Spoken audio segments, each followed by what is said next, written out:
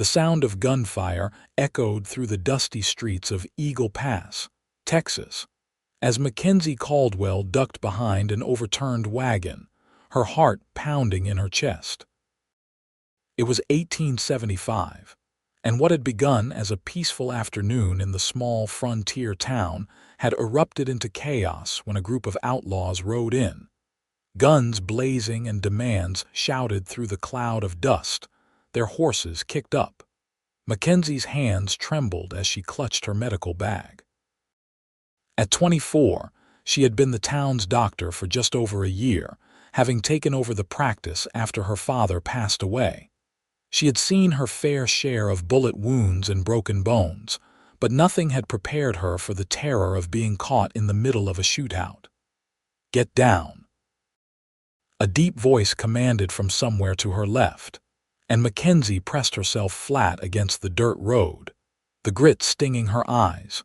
Peering through the wagon wheel, she caught sight of a tall man she didn't recognize.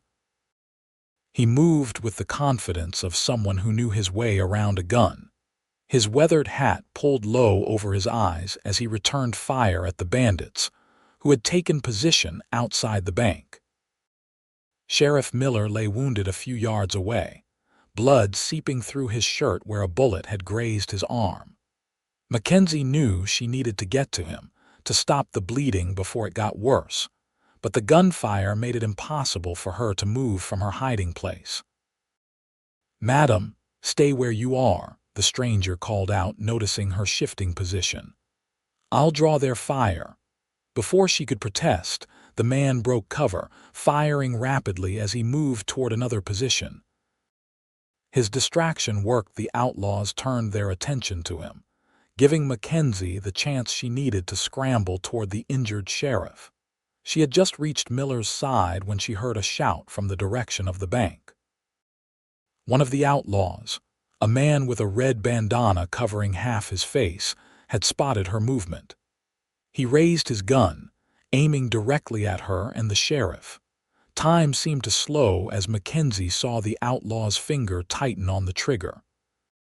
She threw herself over the sheriff's body, expecting to feel the searing pain of a bullet at any moment. Instead, she heard a grunt and the thud of a body hitting the ground nearby. Looking up, she saw the stranger who had been helping them lying in the dirt, blood blossoming across his shirt. He had thrown himself into the path of the bullet meant for her and the sheriff. In the next few moments, the town's deputies finally arrived in force, driving the outlaws away in a thunder of hoofbeats. The street fell quiet except for the moans of the wounded and the anxious voices of townspeople emerging from hiding. Mackenzie scrambled to the stranger's side, her training taking over as she assessed his wound. The bullet had entered his left side, missing his heart but causing significant bleeding. "Hold still," she instructed, pressing her hands against the wound to slow the bleeding. "What's your name?" "Dawson," he managed through gritted teeth. "Dawson Zimmerman." "Well, Mr. Zimmerman, you've gone and gotten yourself shot on my account, and I don't take such things lightly. I'm Dr. Mackenzie Caldwell, and I'll be taking care of you." His eyes, a deep shade of green, met hers briefly before closing in pain. "Pleasure to make your acquaintance, Doc.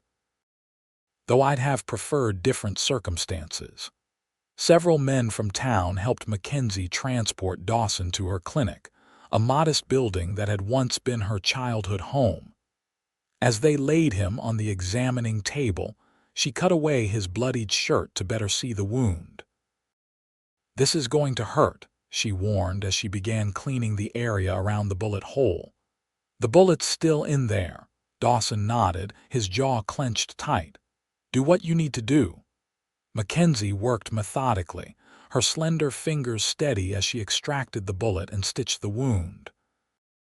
Throughout the procedure, Dawson remained conscious, his only signs of distress the occasional sharp intake of breath and the beads of sweat that formed on his brow.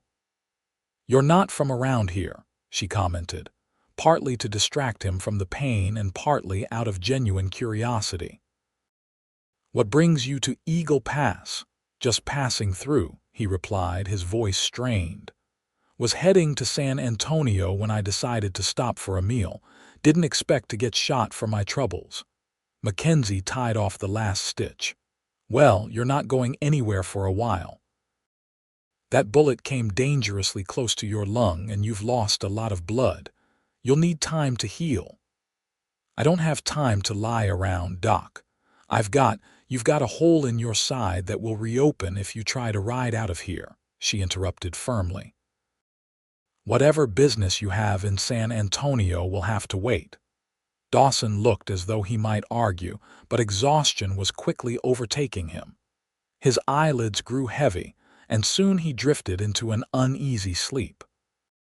Mackenzie pulled up a chair beside the examining table, preparing for a long night of monitoring her patient. As she watched the steady rise and fall of his chest, she couldn't help but wonder about the mysterious cowboy who had taken a bullet meant for her and Sheriff Miller. He carried himself like a man with secrets, and despite the circumstances, she found herself intrigued. Morning, sunlight streamed through the clinic windows when Dawson awoke, momentarily disoriented before the pain in his side reminded him of where he was and what had happened. "Good morning," Mackenzie greeted him, looking tired but alert. She had dozed off in the chair beside him but had awakened at his first movement. "How are you feeling?" "Like I've been shot," he replied dryly, attempting to sit up before a sharp pain forced him back down. "I wouldn't try that just yet," she advised, helping him take a sip of water.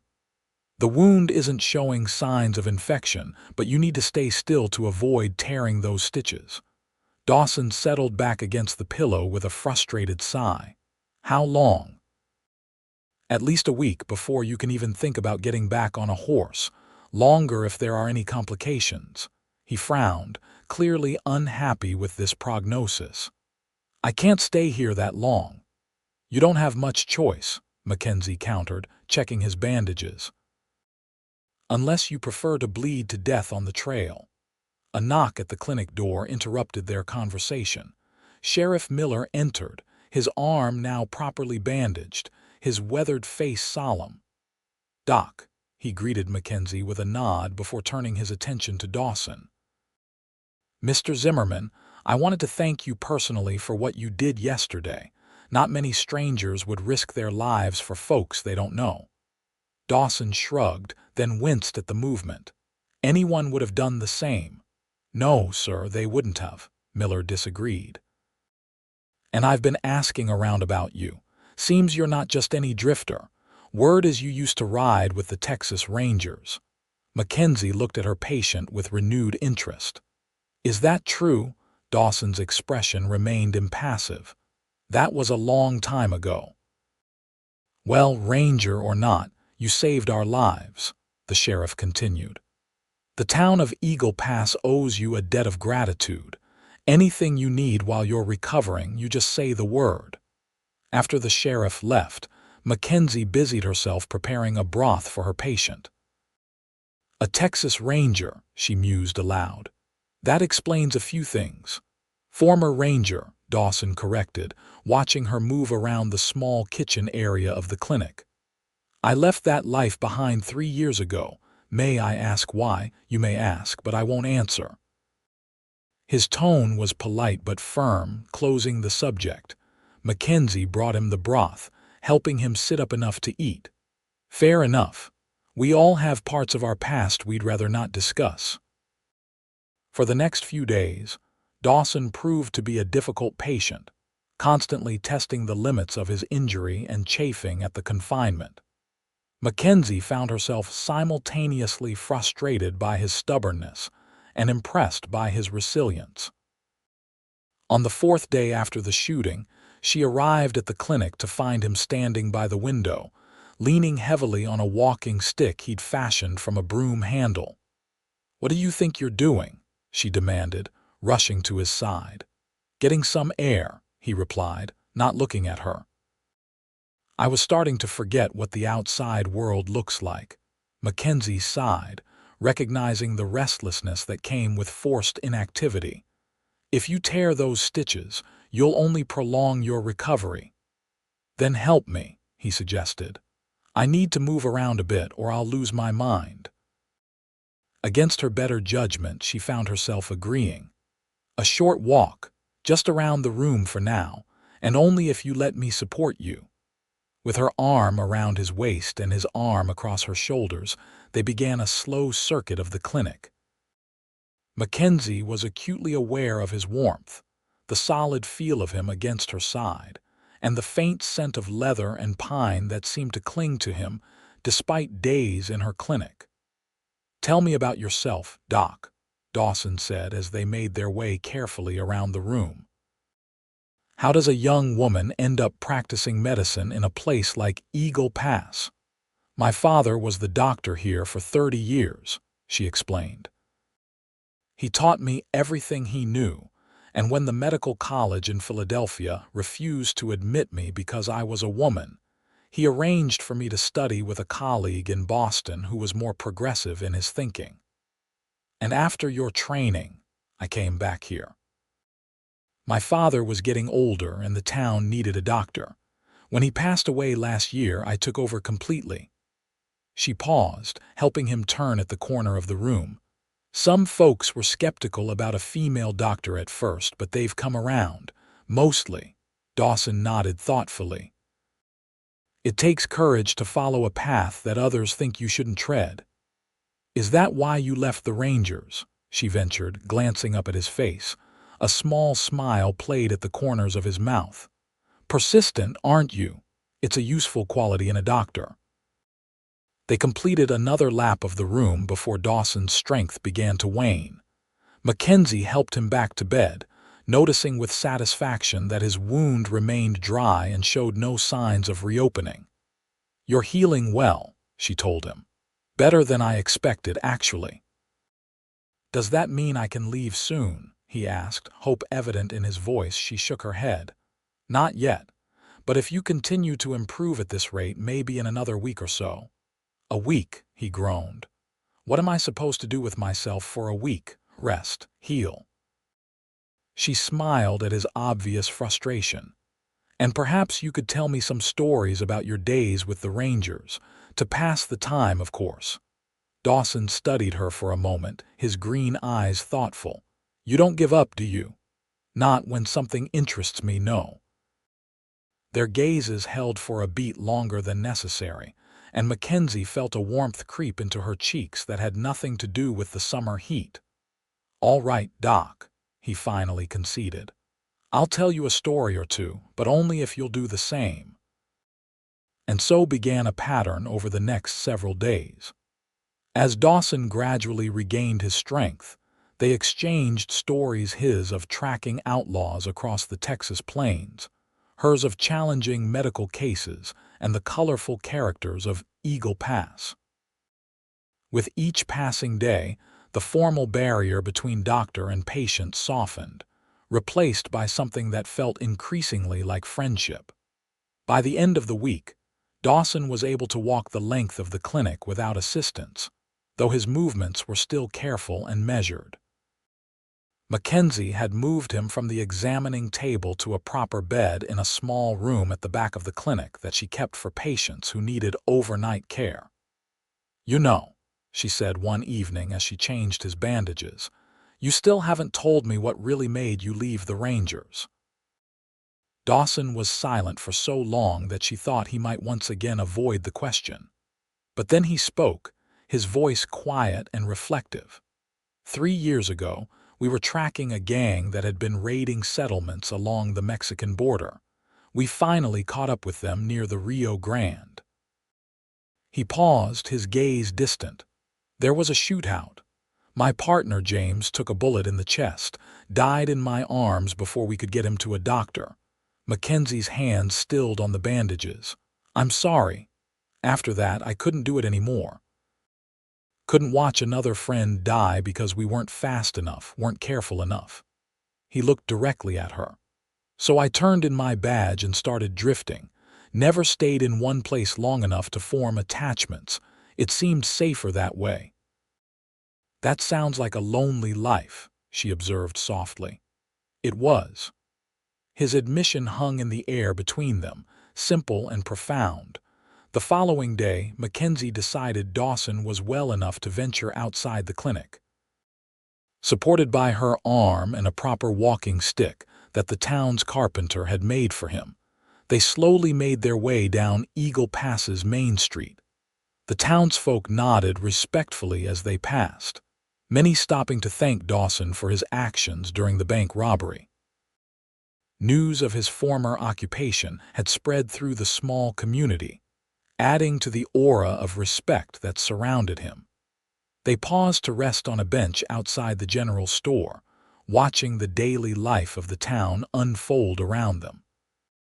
Children played in the street, merchants called out their wares, and cowboys fresh off the trail sought refreshment at the saloon. "It's a good town," Dawson commented, surveying the scene. "Peaceful." "Most days," Mackenzie agreed, "though we have our share of excitement. Bar fights, accidents at the lumber mill, the occasional snakebite. And doctors who run toward gunfire instead of away from it," he added, giving her a sidelong glance. She smiled, remembering the day they'd met. "I saw the sheriff was hurt. I was just doing my job." "You're either very brave or very foolish, Doc. I haven't decided which." "Perhaps a bit of both," she admitted. "My father always said the line between courage and foolishness was thinner than most people realized." Their conversation was interrupted by the approach of a young boy, no more than 10 years old, clutching something in his hand. "Dr. Caldwell," the boy said breathlessly. "Ma says, can you come? Pa cut himself bad with the saw and he's bleeding something fierce." Mackenzie was on her feet immediately. "Of course, Tommy, I'll come right away." She turned to Dawson, concern evident in her expression. "I need to go, but you shouldn't walk back to the clinic alone. Your wound, go," he urged her. "I'll be fine here until you return." She hesitated, torn between her patient and her duty to the town. "I'll send someone to help you back as soon as I can." "Don't worry about me, Doc. This town needs you more than I do." Something in his tone made her pause, but the urgency of the situation didn't allow for further conversation. With a quick nod, she collected her medical bag from the bench and hurried after the boy. The injury proved to be serious, a deep gash that required numerous stitches and careful cleaning to prevent infection.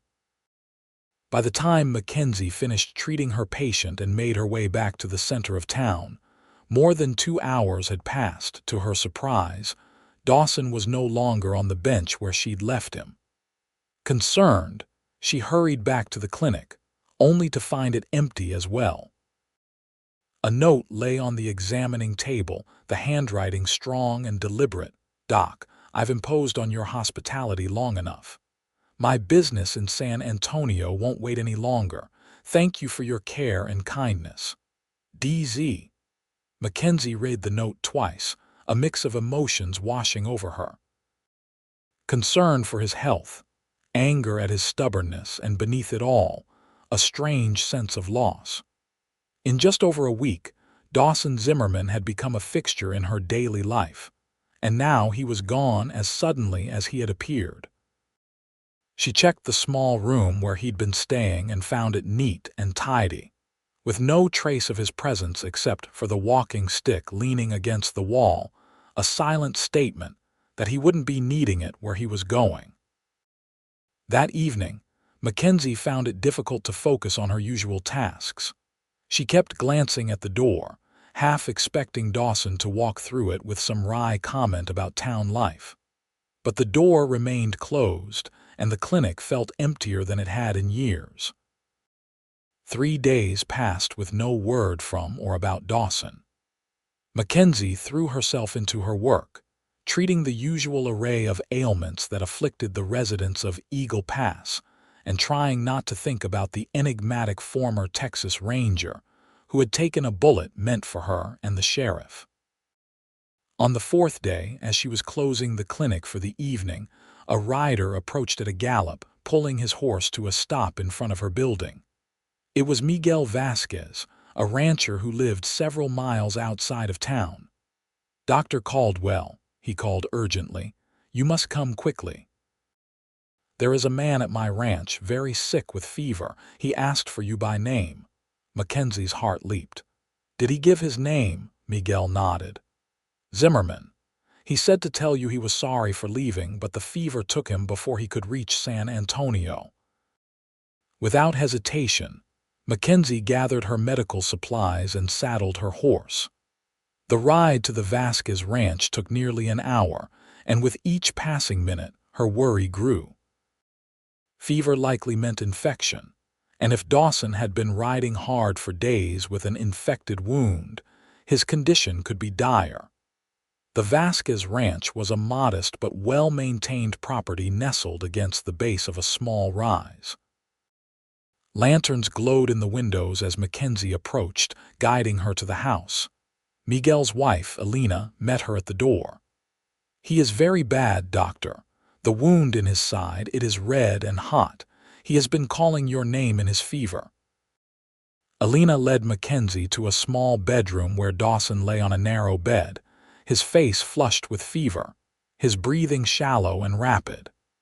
His shirt was open, revealing the angry, inflamed wound in his side, the stitches torn, the flesh puffy and seeping. Mackenzie set to work immediately, cleaning the wound and drawing out the infection that had set in. Dawson moaned and thrashed as she worked, occasionally becoming lucid enough to recognize her. "You came," he murmured during one such moment of clarity, his eyes fever-bright but focused on her face. "Of course I came," she replied, gently bathing his forehead with cool water. "Though if you'd stayed put as I told you to, we wouldn't be in this situation." A faint smile touched his lips. "Never was good at following orders, so I've noticed." She administered a dose of willow bark tea to help with the fever. "Rest now. I'll be here when you wake up." For 2 days and nights, Mackenzie barely left Dawson's side, fighting to bring his fever down and clear the infection from his wound. Elena brought food and fresh water, and Miguel offered to send for help from town, but Mackenzie declined. This was her battle to fight, her patient to save. On the morning of the 3rd day, the fever finally broke. Mackenzie, dozing in a chair beside the bed, awoke to find Dawson watching her, his eyes clear and alert for the first time since she'd arrived. "You look terrible, Doc," he said, his voice weak but steady. She laughed softly, relief flooding through her. "You're one to talk. You've been at death's door for the past 2 days. Did I thank you for coming after me?" "Not yet," she replied, checking his wound, which was finally showing signs of healing. "But you can make it up to me by promising never to ignore my medical advice again." Dawson captured her hand as she worked, his touch gentle but insistent. "I'm sorry, Mackenzie. I shouldn't have left like that." It was the first time he had used her given name, and the sound of it in his deep voice sent a flutter through her chest. "Why did you?" she asked quietly. He released her hand, his gaze shifting to the ceiling. "I was starting to care too much about this place, about you." The admission hung between them, simple and profound in its honesty. "And that frightened you," she said, understanding dawning, "because of what happened to your partner." Dawson nodded slowly. "I've spent 3 years avoiding attachments, avoiding the pain that comes with losing people you care about. But then you patched me up and talked to me like I was more than just a drifter with a bullet hole, and I—" He trailed off, seemingly at a loss for words. "So you ran," she finished for him. "I tried to," he corrected. "Didn't get very far." Mackenzie sat on the edge of the bed, her expression serious. "Life doesn't offer guarantees, Dawson, not to any of us, but that doesn't mean we should stop living it fully." "Sounds like something your father might have said," he observed with a small smile. "It is," she acknowledged. "And he was right." They fell silent, the weight of unspoken feelings filling the space between them. Finally, Dawson spoke again, his voice low and earnest. "When I was delirious with fever, I thought I might die. And all I could think about was that I'd never see you again, never hear you lecture me about taking proper care of myself." His green eyes met hers. "Never get to know what might have been between us." Mackenzie felt a warmth spread through her that had nothing to do with the summer heat. "And now I'm thinking maybe it's time I stopped running." Their gazes held, a moment of perfect understanding passing between them. Then Mackenzie straightened, adopting her professional demeanor once more. "Well, Mr. Zimmerman, before you make any life-altering decisions, you need to focus on getting well, which means following your doctor's orders completely this time." He grinned, a flash of the charm that had been gradually emerging during his time in Eagle Pass. "Yes, madam." Mackenzie stayed at the Vasquez Ranch for another 2 days, until she was satisfied that Dawson was out of danger and able to travel. Miguel offered his wagon to transport them back to town, an offer Mackenzie gratefully accepted. The journey was slow and careful, with frequent stops to ensure Dawson's comfort. By the time they reached Eagle Pass, the sun was setting, casting long shadows across the dusty streets. "Home sweet home," Mackenzie said as they pulled up in front of her clinic. "And this time, you're staying until I say you're well enough to leave. No arguments." Dawson looked at her with amusement. "I wouldn't dream of arguing with my doctor." With Miguel's help, they got Dawson settled in the clinic's patient room once more. After the rancher departed with their thanks, a comfortable silence fell between doctor and patient. "I meant what I said at the ranch," Dawson said finally, his voice quiet in the stillness of the evening. "About stopping running." Mackenzie busied herself arranging medicines on a nearby shelf, her back to him. People say all sorts of things when they're recovering from a near-death experience. "Mackenzie." The way he said her name made her turn to face him. "I've spent 3 years drifting from place to place, never allowing myself to put down roots. But being here, meeting you, it's made me question whether that's really any way to live." She approached his bedside, her expression guarded. "And what conclusion have you reached?" "That maybe it's time to stop being afraid of what I might lose and start appreciating what I might gain." His eyes held hers steadily. "If I were to stay in Eagle Pass, would that be something you'd welcome?" Mackenzie's heart raced, but years of maintaining a professional demeanor helped her keep her voice steady. "The town could certainly use someone with your skills. Sheriff Miller has been talking about deputizing you once you're recovered." "I'm not asking about the town, Doc." A smile tugged at the corners of her mouth. "I know you're not." And she sat on the edge of the bed, finally allowing herself to take his hand in hers. "And I think I'd like to see what might develop between us, Dawson Zimmerman, when you're fully healed, of course." "Of course," he agreed, a slow smile spreading across his face. Doctor's orders. The weeks that followed saw Dawson's gradual but steady recovery. True to his word, he followed Mackenzie's instructions to the letter, resting when she told him to rest and limiting his activities to what she deemed safe. As his strength returned, he began helping around the clinic organizing supplies, making minor repairs to the building, and even assisting Mackenzie with some of her less complicated cases.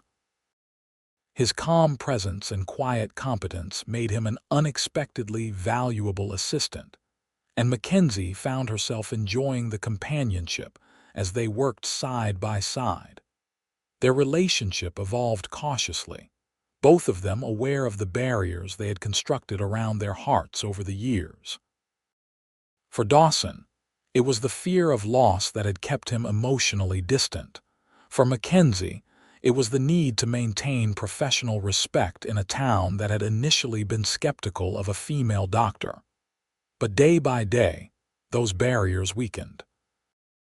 Conversations over shared meals became more personal, more revealing. Casual touches lingered a moment longer than necessary.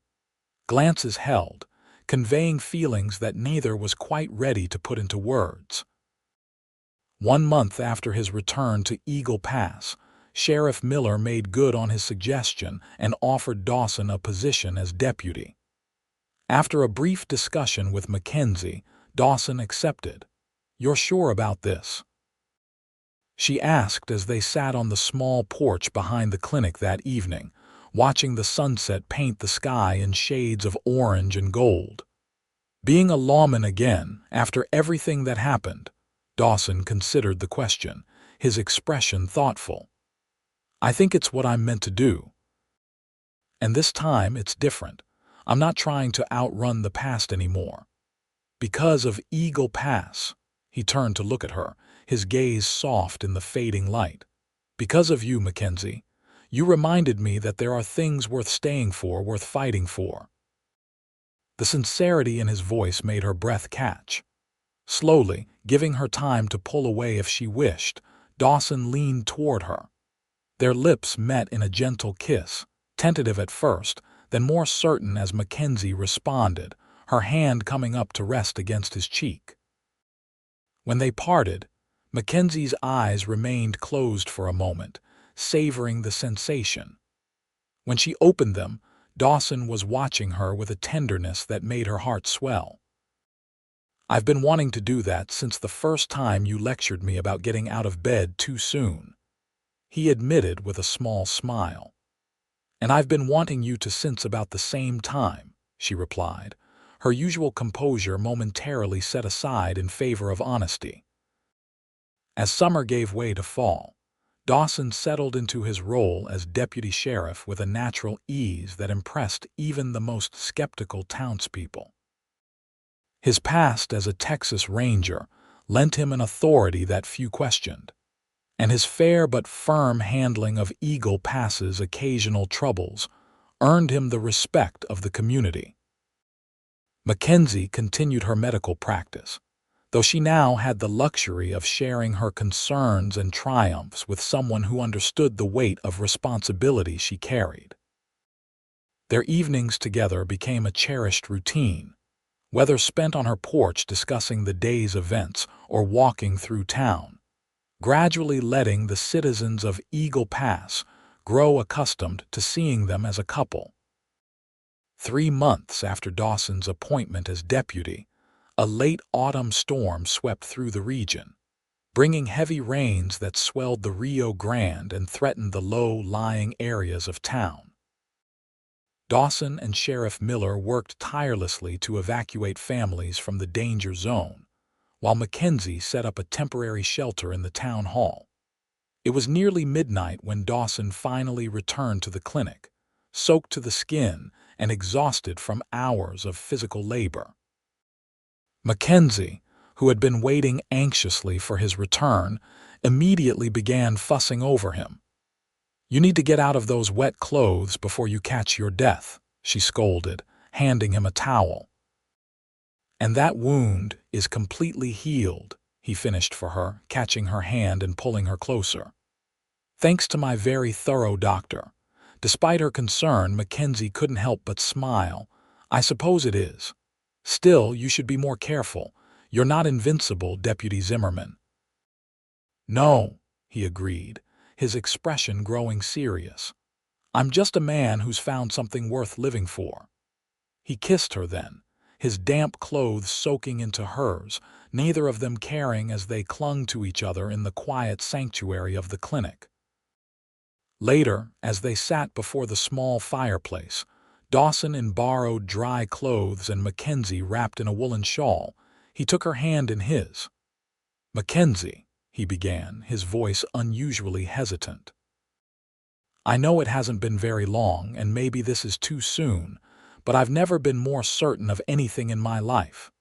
She looked at him questioningly, her heart beginning to race as she sensed the direction of his words. "I love you," he said simply. "And if you'll have me, I want to spend the rest of my life with you, not as your patient or even as your friend, but as your husband. Tears welled in Mackenzie's eyes, surprising her with their sudden appearance. "Dawson, you don't have to answer now," he hurried to add. "I know it's sudden. I just wanted you to know how I feel." She shook her head, squeezing his hand. "It's not that. It's just I never thought I'd find someone who would understand my dedication to medicine, who would support me rather than expect me to give it up." "Give it up?" He looked genuinely confused. "Why would I want you to do that? You're an amazing doctor, Mackenzie. It's part of who you are." The tears spilled over then, trailing down her cheeks as she smiled at him. "And that's why I love you too, Dawson Zimmerman. Yes, I'll marry you. 1,000 times yes." The wedding took place on a crisp December morning, with the entire town of Eagle Pass turning out to celebrate. Mackenzie wore a simple white dress with a crown of winter flowers in her dark hair, while Dawson looked uncommonly handsome in a new suit that the town had gifted him in gratitude for his service. Sheriff Miller performed the ceremony in the town square, his weathered face beaming with pleasure as he pronounced them husband and wife. When Dawson kissed his bride, a cheer went up from the gathered crowd, echoing off the buildings of the small Texas town that had become home to both of them. The celebration lasted well into the evening, with music and dancing and more food than the townsfolk had seen in one place since the previous year's harvest festival. Through it all, Dawson kept Mackenzie close, his hand rarely leaving hers, his eyes returning to her face again and again as if to reassure himself that this happiness was real. As they danced under the stars, Mackenzie rested her head against his chest, listening to the steady beat of his heart. "Are you happy?" she asked softly. "More than I ever thought possible," he replied, his arms tightening around her. "When I took that bullet, I never imagined it would lead to this. It's strange, isn't it, how one moment can change everything?" Dawson nodded, his chin brushing the top of her head. "I rode into Eagle Pass thinking I'd stay just long enough for a meal. Now I never want to leave." "Good," Mackenzie said, lifting her face to his. "Because I plan to keep you here for a very long time, Deputy Zimmerman." Their life together settled into a rhythm that suited them both, Mackenzie tending to the town's medical needs, Dawson helping maintain law and order alongside Sheriff Miller. They moved into a small house not far from the clinic, a wedding gift from the town that they gradually made their own. The following spring brought news that set Eagle Pass buzzing with excitement. Dr. Caldwell Zimmerman was expecting a child. The pregnancy didn't slow Mackenzie down much, at least not initially. She continued to see patients, though Dawson insisted on accompanying her on any house calls that took her out of town. "I'm perfectly capable of riding to the Hendersons' farm on my own," she protested one afternoon as Dawson saddled their horses for the journey. "I know you are," he replied calmly, "but indulge me, please. It makes me feel useful." She relented, knowing that his concern came from love rather than doubt in her abilities. And truthfully, she enjoyed having him ride beside her, discussing cases or simply sharing comfortable silence as they traveled the countryside around Eagle Pass. As her pregnancy progressed and her condition became more visible, Mackenzie found herself the recipient of an endless stream of advice, remedies, and old wives' tales from the women of the town. She accepted it all with good grace, knowing it was their way of showing care. Dawson, meanwhile, threw himself into preparing their home for the baby's arrival. He built a cradle with his own hands, working on it in the evenings after his duties were done. Mackenzie often sat nearby, sewing small garments and watching him work, marveling at the turn her life had taken. "What do you think it will be?" she asked one night as they sat on their porch enjoying the cool evening air. "A boy or a girl?" Dawson looked up from the cradle, which he was carefully sanding to a smooth finish. "I haven't given it much thought." As long as the baby is healthy and you're well, that's all that matters to me." "Very diplomatic," she teased. "But surely you must have some preference." He set aside his work and came to sit beside her, his hand resting gently on the swell of her stomach. "Honestly, I think a daughter with your spirit and intelligence would be a blessing, but a son would be just as welcome." The baby made its opinion known by delivering a sharp kick against Dawson's palm, causing both parents to laugh. "I think that settles it," Mackenzie said. Clearly opinionated, just like both of us. As summer approached and the birth grew nearer, Mackenzie reluctantly reduced her workload, training a young woman named Sarah to assist with basic medical duties. Dawson took on extra responsibilities at the sheriff's office to ensure he would be able to take time off when the baby arrived. The birth came in late June, on one of the hottest days of the year. Dawson paced anxiously outside their bedroom as Alina Vasquez, who had become a dear friend, attended Mackenzie along with an experienced midwife from town. The labor was long and difficult, testing Mackenzie's strength and Dawson's nerves. When the baby's first cry finally pierced the air, he sagged against the wall in relief, tears streaming down his face. Alina emerged from the bedroom, her face tired but radiant.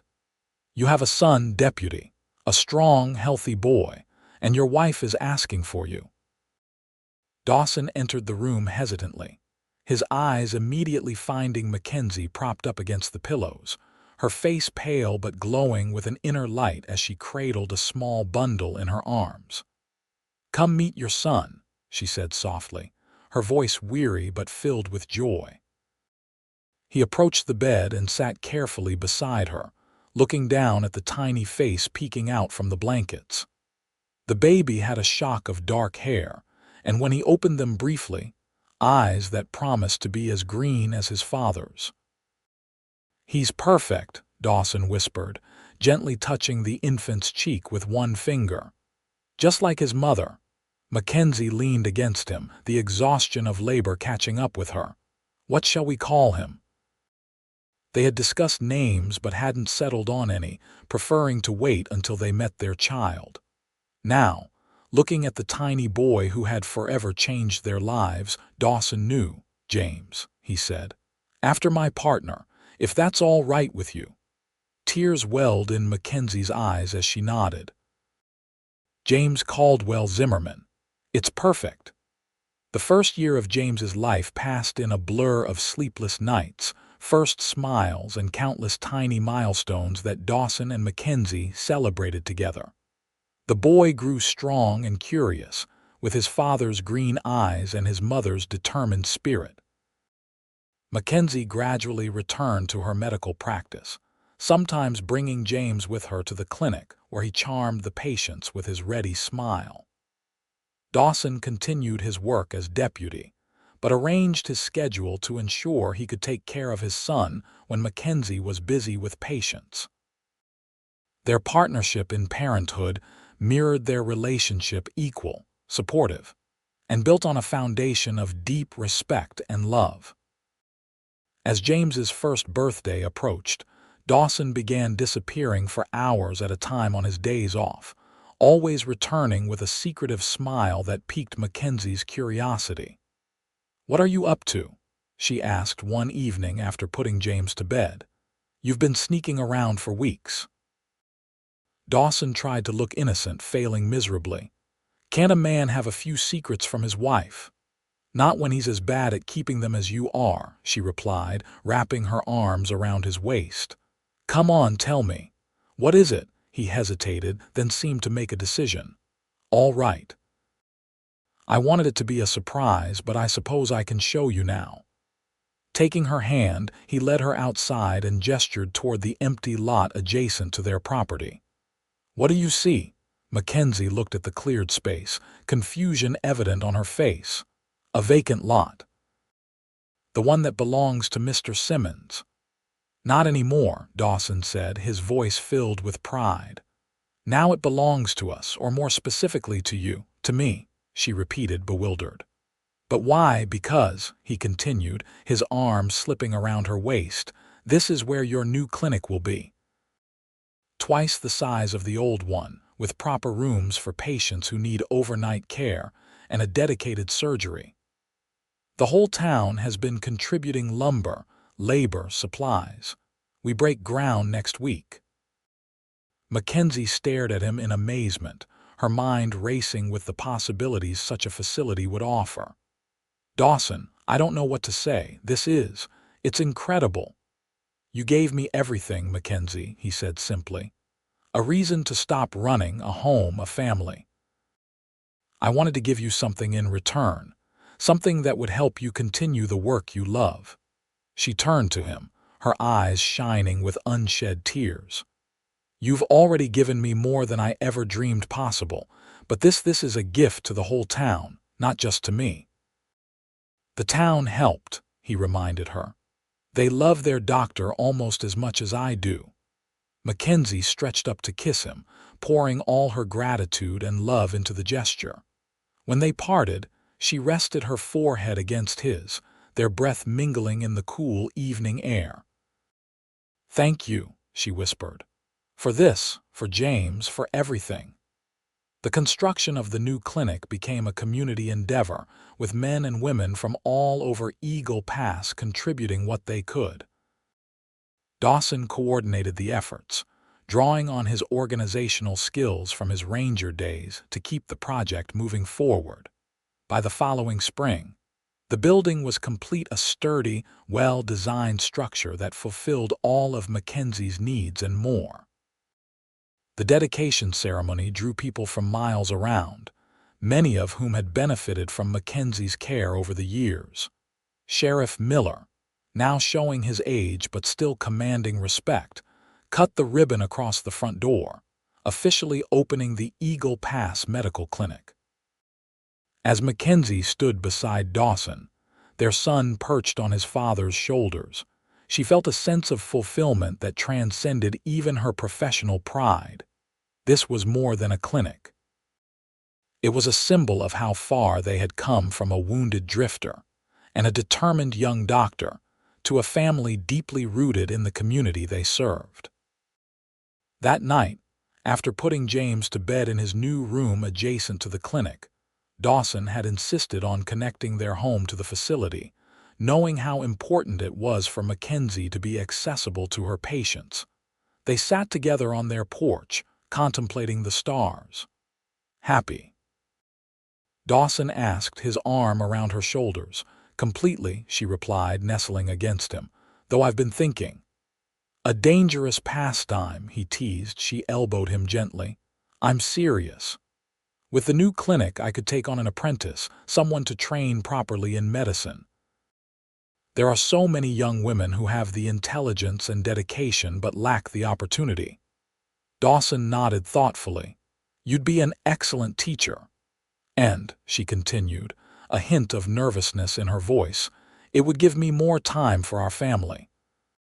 Especially since it might be growing again soon. It took a moment for her words to register.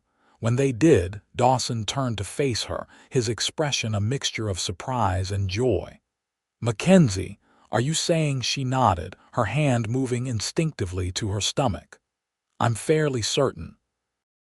It's early yet, but all the signs are there.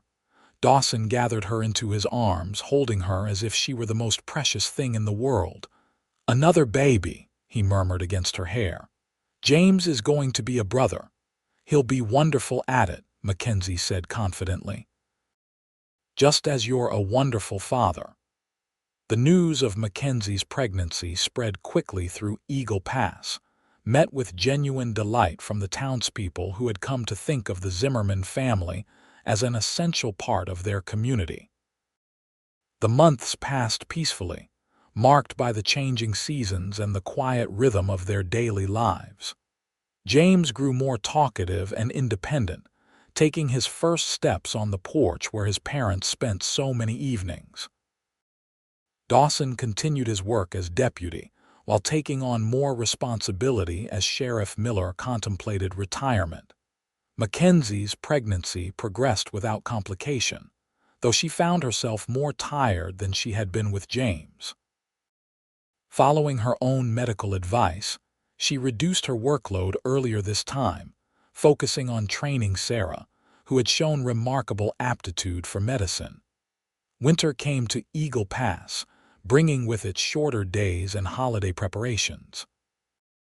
Dawson decorated their home with greenery and ribbons, determined to make the season special for James, who was now old enough to be excited by the festivities. On Christmas Eve, as the family sat before the fire after James had been put to bed, Dawson presented Mackenzie with a small package wrapped in silver paper. "What's this?" she asked, surprised. "We agreed to wait until morning to exchange gifts."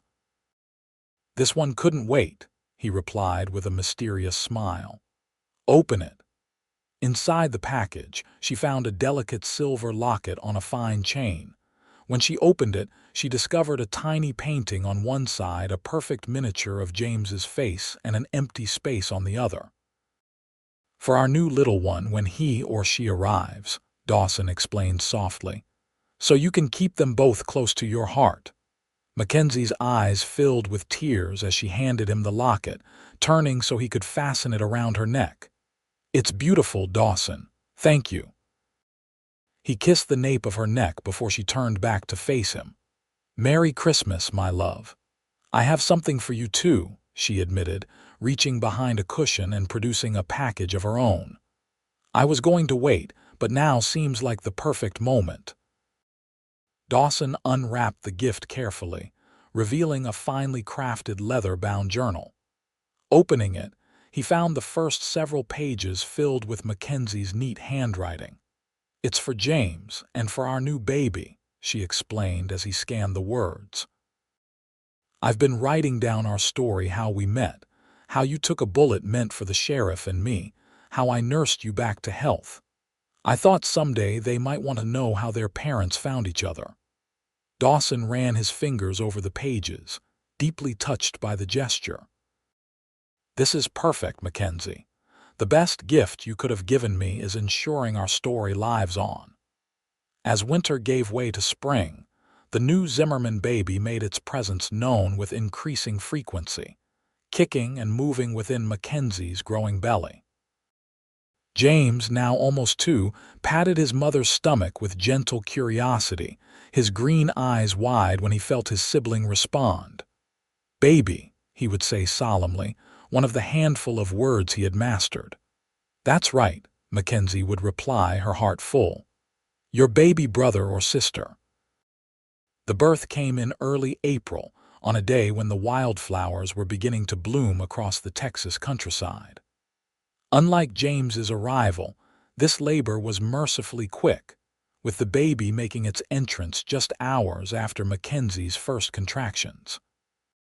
"A girl," the midwife announced as the newborn's cries filled the room. "A beautiful, healthy girl." Dawson, who had refused to leave Mackenzie's side this time, pressed a kiss to his wife's forehead, tears streaming unashamedly down his face. "You did it, my love. She's here."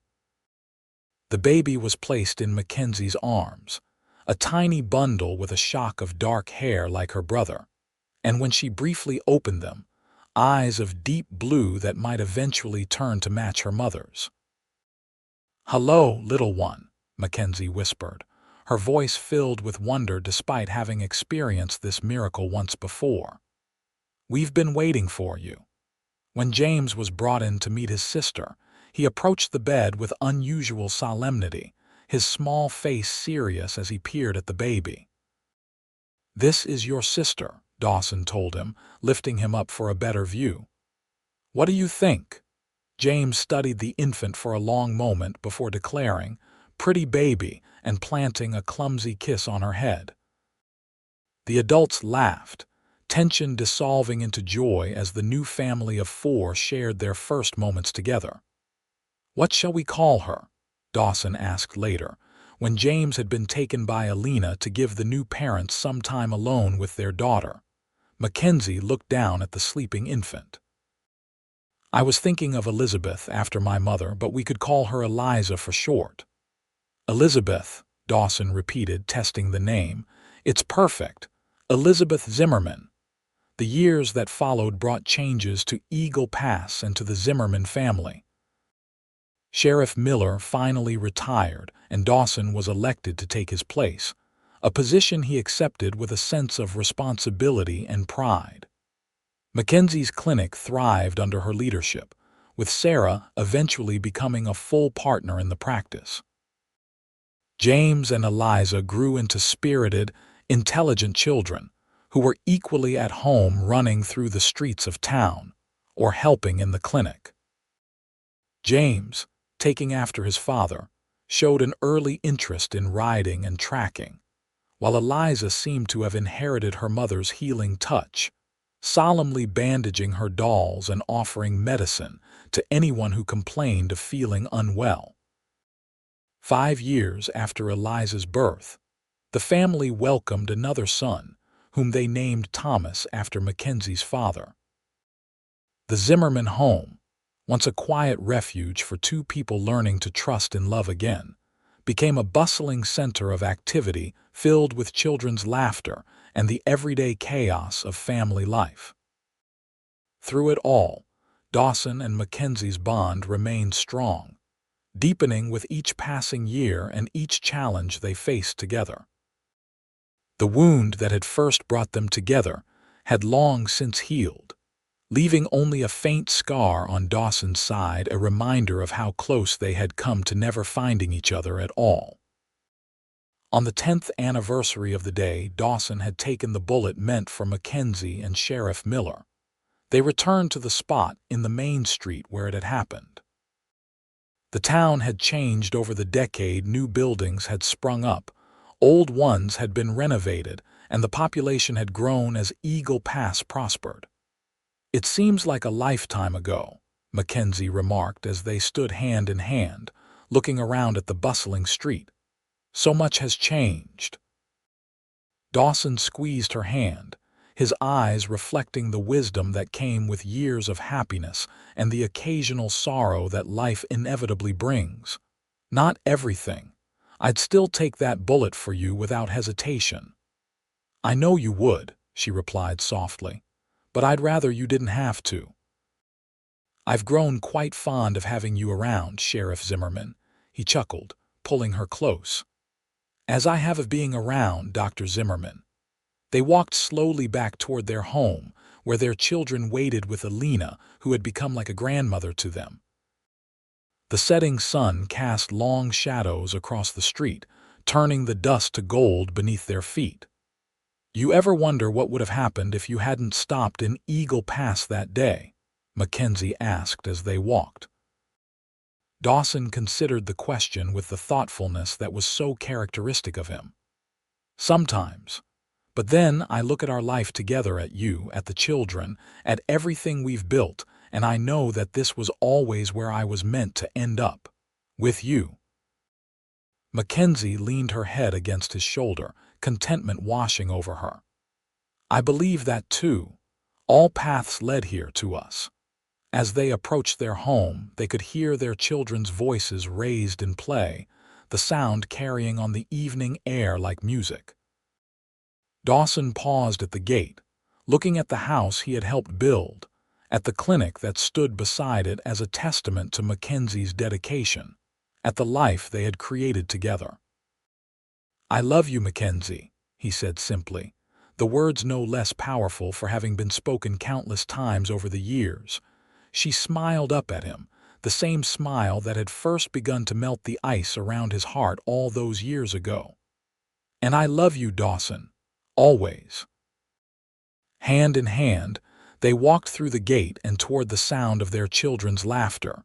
Two people who had found in each other not just love, but home.